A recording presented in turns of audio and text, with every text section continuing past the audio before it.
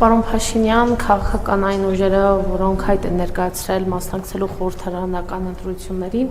այդ ուժերին դուք ձեր թիմակիցները հատկապես վերջին շրջանում պարբերաբար թիրախավորում եք։ Հիմա դուք ինչ եք ուզում, որևէ ուժ չմասնակցի այդ ընտրություններին կամ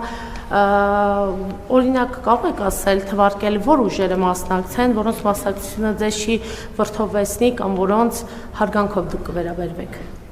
Քաղաքականությունը ընդհանրապես հատկապես ժողովրդավարական երկրներում եւ հատկապես ընտրական շրջանում նրա մասին է, որ քեզ թիրախավորում են, դու ես թիրախավորում, հետո քեզ են թիրախավորում, հետո դու ես թիրախավորում, այսինքն բայց հակառակն էլ ասենք, այսինքն մեզ թիրախավորեն, մենք չթիրախավորենք,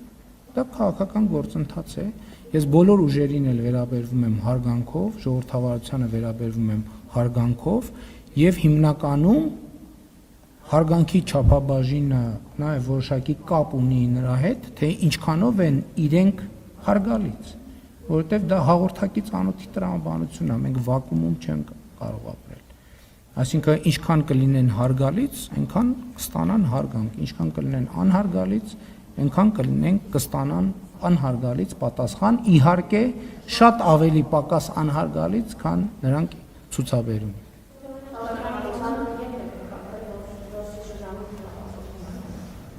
Ես ձեր հարցին պատասխանեցի։